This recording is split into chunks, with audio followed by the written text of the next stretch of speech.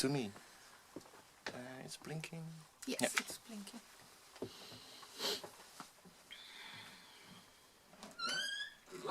Thank you.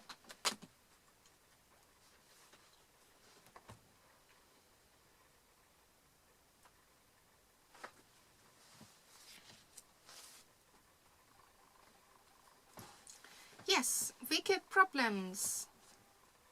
More?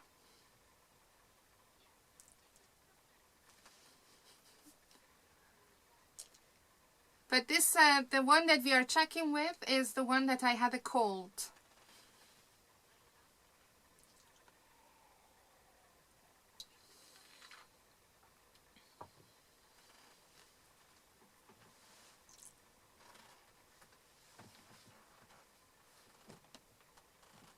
Wicked problems. Could be that it was a little bit more off axis, or closer, or do you remember? I really don't remember. Okay. Oh, just read a bit, then I can. Wicked problems need to be channeled. Okay.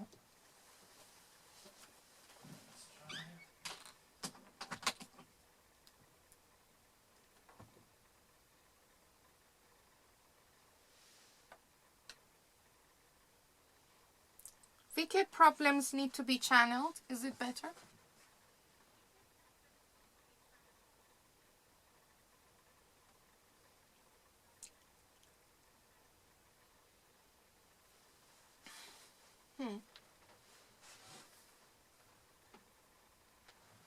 Okay.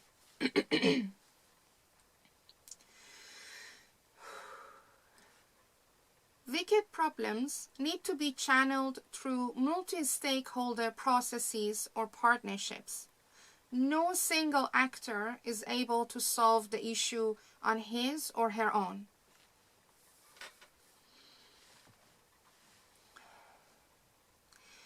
Welcome to the third episode of Scale Your Impact.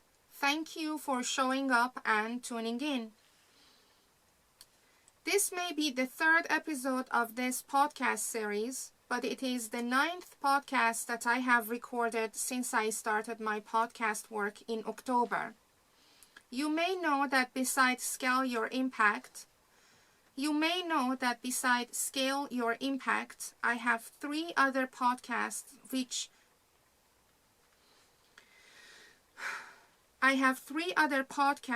each of which in one way or another is related to Scale Your Impact. When I started these podcast series and their dedicated newsletters, I wanted to show the interconnectedness of different subjects and how addressing one issue requires addressing several other issues. To keep you updated with the other podcasts and show the interconnectedness between each of these topics, on quarterly basis, I share with you a summary of what has been discussed and how they are related to each other. In this episode, I talk about wicked problems, which is also the title of this episode. Many of the people who are not in the domain of sustainable development goals are not familiar with the term wicked problems. So I hope this is a useful introduction for you. I share at the end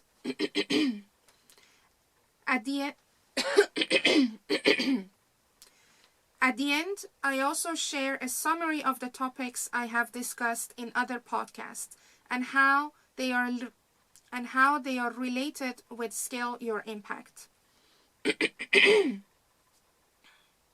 Maybe this last sentence is not needed because I set it up. Anyway.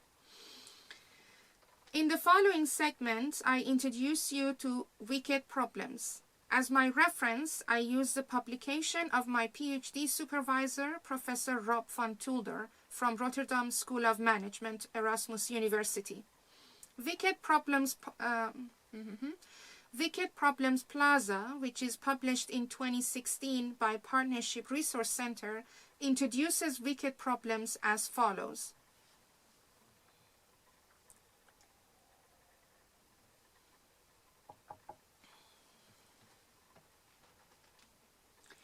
An increasingly interconnected world is faced with a lengthy list of I'm sorry.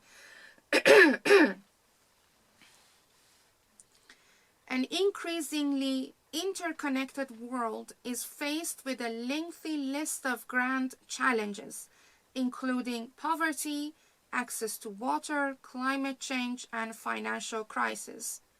At the same time, the world is faced with unprecedented opportunities. Technological innovations are reaching all corners of the world. So systematic crises and global opportunities appear at the same time. Both the complexity and the interdependence of the global system have clearly increased.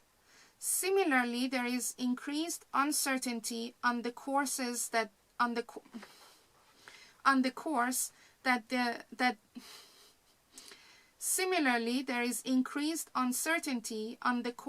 developments will take and the kind of solutions that need to be developed.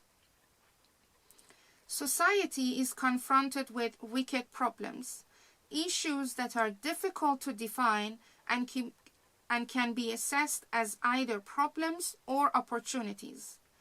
The world faces many of these wicked problems, but it is also more than ever able to address them. This is the basic paradox of today. Wicked problems cannot be solved.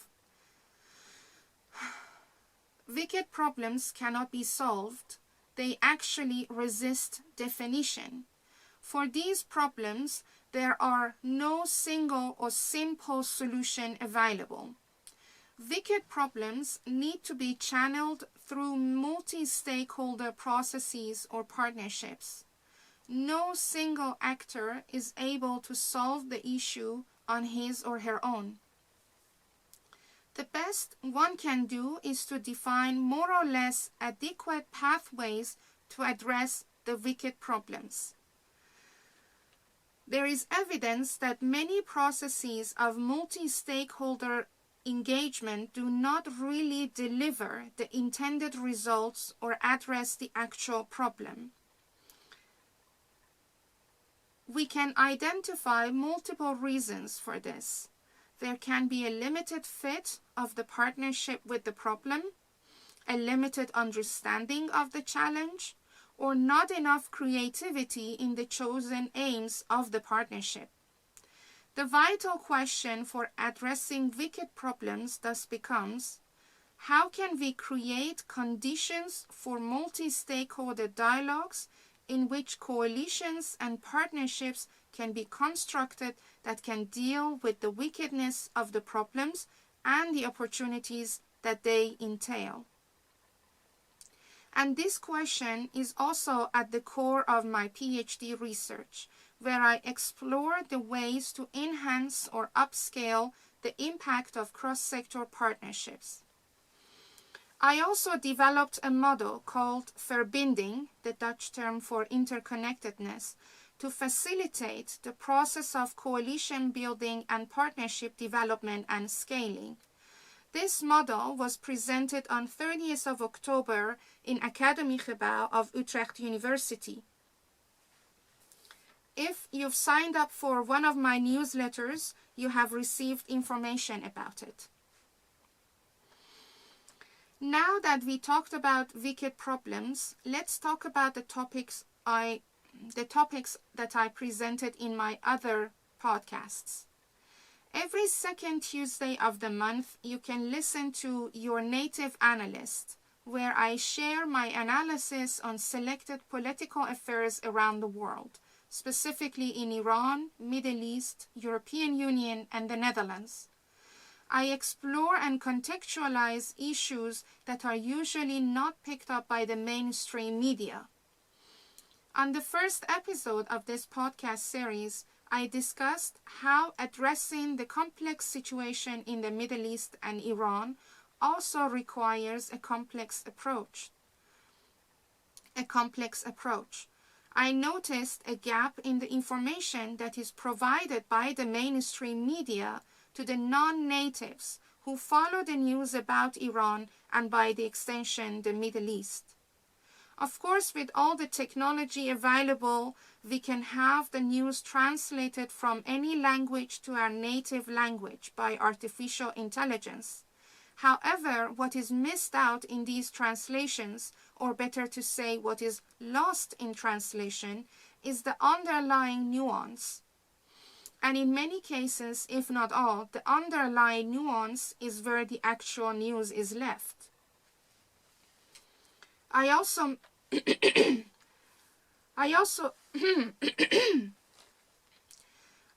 mentioned that as a liberal, I believe in personal rights and responsibilities. In 1999, a group of opinion leaders under sponsorship of UNESCO introduced a draft for Declaration of Human Rights and of Human Duties and Responsibilities, which was not endorsed. The declaration is what I advocate for because it is based on active and proactive motives of individuals, companies, and governments. In my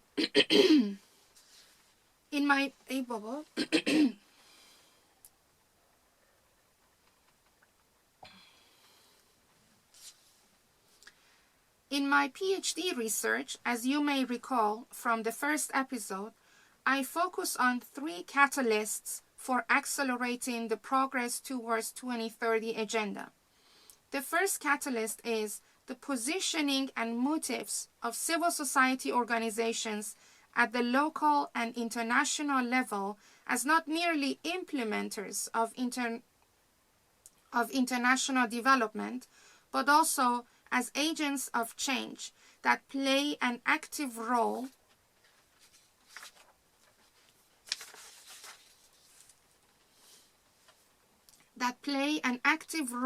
in the balanced society. This catalyst is also based on the approach of rights and responsibilities. Our development aid approaches are at best rights-based, and I believe without the inclusion of responsibility in our approaches, we would never achieve the true sustainability. In the second episode of Your Native Analyst, I talked about the complexity of the Iranian political system. I used a sort of a metaphor to describe this complex and wicked problem.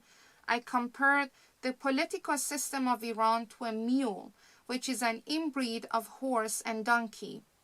I discussed how this inbreed system has taken elements from various political systems, yet does not really fit into any of the political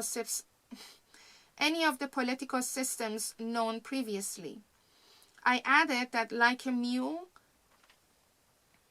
political system of Iran is stronger, more stubborn, and more resistant than its parents. Yet also like a mule, it cannot reproduce itself and will not give rise to a new generation. And like a mule, it can be quite unpredictable when put under pressure. My other podcast that comes out every 3rd Tuesday of the month is called Your Funding Network, where I explore innovative fundraising for community-based activities and discover how we can exit development aid and move towards a truly sustainable international development sector.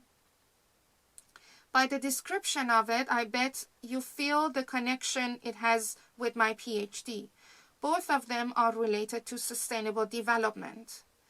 To exit development aid, which in my opinion is one of the byproducts of Agenda 2030, we need to make our development aid programs community-based center, and as a result, the financing required for their sustainability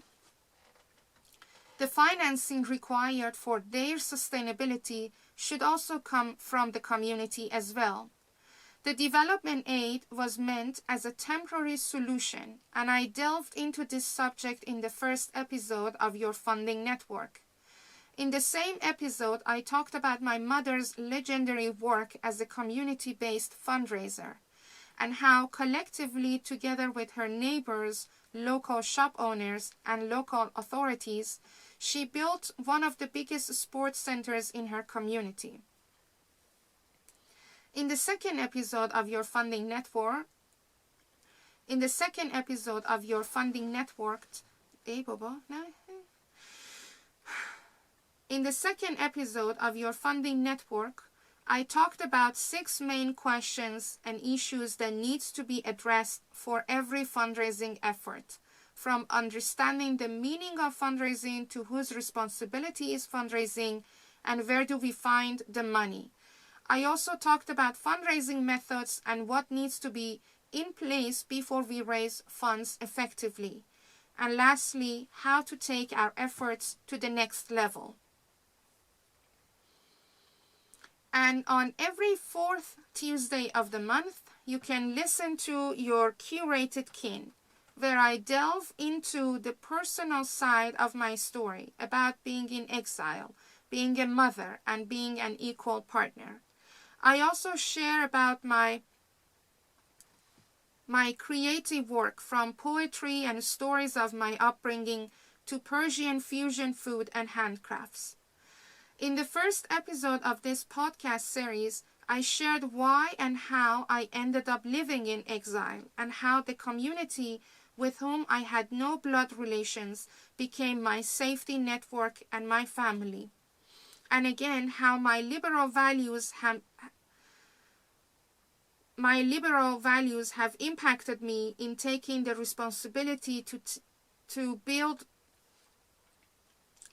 my network, and how a change should come from within. In the second episode, I talked about how we can close the gender gap by valuing parenthood as a social function. And this is exactly how the UN Convention on Women's Rights, CEDAW, has described motherhood. In this episode, I also shared an anecdote of how my younger son perceives relations. For him, the blood relations, the ethnic or religious backgrounds are not the integral elements of our relations. The connections and the relations we make with each other are at the core of our verbinding, which is the Dutch term again for interconnectedness. And the link between this podcast series and the others are again at the point of interconnectedness. At an individual level, as mentioned in Your Curated Kin. At an individual level, as mentioned in Your Curated Kin. At community level, as mentioned in Your Funding Network. And at national and international level, as mentioned in Your Native Analyst and Scale Your Impact. This was the last episode of Scale Your Impact in 2021. I want to take the opportunity again to thank you for tuning in every first Tuesday of the month and listening to my podcast. And if you're celebrating the Christmas holidays, I want to wish you a wonderful time with your loved ones. And if 1st of January is the beginning of your new year, I want to say Happy New Year. May this year be a year of scaling and thriving for you, your loved ones, and your organization. I feel quite blessed and privileged to have the opportunity to celebrate the new year twice a year. Once on 1st of January, and I have been celebrating this occasion for the last 16 years since I moved to the Netherlands, and once on the first day of spring, and it's the time that and once on the first day of spring, which is usually around 21st of March, and it's the time that day and night are of equal length. This celebration is based on my Persian heritage. In in the March 2022 episode of Your Curated Kin, I will talk about this celebration more in details. And if you want to hear more about another Persian tradition, listen to the December episode of Your Curated Kin to know how Iranians prepare for winter. In each of these episodes, I also talk about how we can scale our way of life to be prepared for what life may bring us. Okay, this one is finished. Yes. Okay.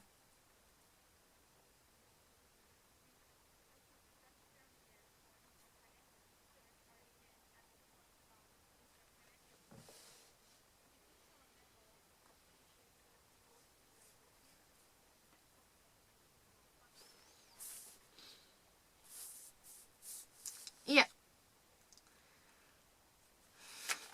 I need to take a drink because yeah, and I can do that. It's okay to stretch my legs.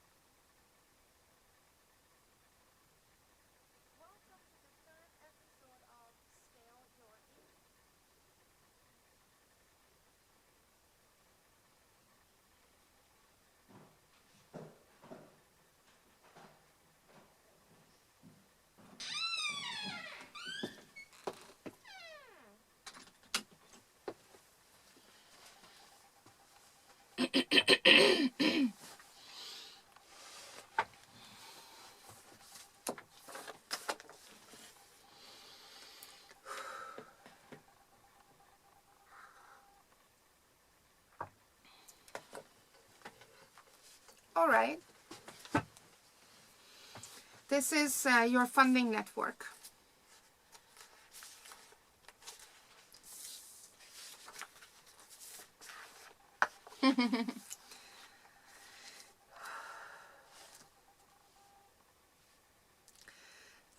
This scale your impact is always the most difficult one for me. I still but it also shows that how difficult it is for others to understand. We'll get there. Yeah, it's quite technical in a way, so I need to work a lot more on that to make it more human, basically.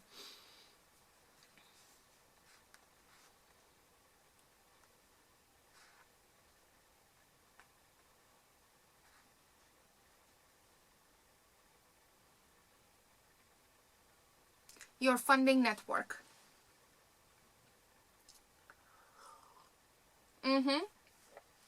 Yes.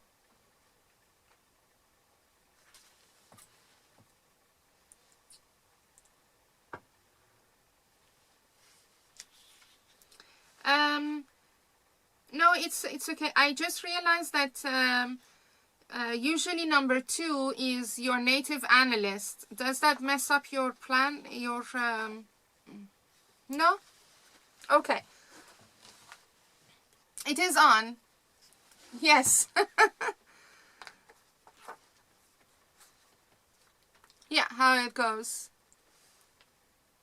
Alrighty. Yes. We go? Whatever terminology you use in your organization, it still comes down to the importance of building relationships that enhance the donor's ability and interest in supporting your organization with philanthropic donations. Welcome to the 3rd episode of Your Funding Network. Thank you for showing up and tuning in. This episode is also episode number 11 of the podcast series that I have started since October. and I have been publishing new episodes every week. As you may know, I have 3 other podcasts beside your funding network, accompanied by their own dedicated newsletters. When I started these podcast series, I wanted to show the interconnectedness of different subjects and how addressing one issue requires addressing several other issues. So to keep you updated with the other podcasts and showing the interconnectedness between each of these topics, on quarterly basis, I share with you a summary of what has been discussed and how they are related to each other.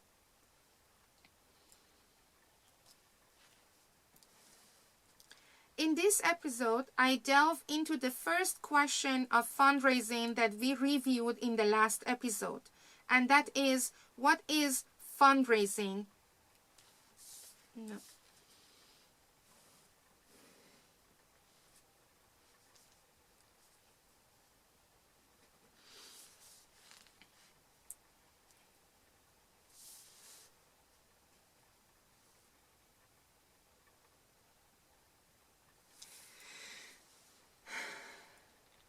In this episode, I delve into the first question of fundraising that we reviewed together last time. And the first question is, what is fundraising? Okay, go. In the last episode, we went through the 6 major questions or issues that needs to be addressed for any form of fundraising effort. In this episode, we delve into the first question, and that is, what is fundraising? There are many words used to describe the process of obtaining charitable contributions: philanthropy, development, advancement, fundraising, fund development, and many more. In this episode, we look at the whole concept. Let's start by defining a few basic terms you hear mentioned about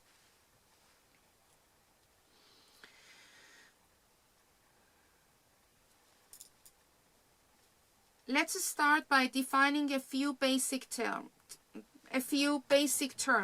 you hear mentioned in the non-profit world and some of the titles given to the staff and volunteers who do fundraising. Philanthropy is literally defined as the love of humankind. One popular definition of philanthropy is voluntary action for the good of society. Development is defined in the Association of Fundraising Professionals, or AFP.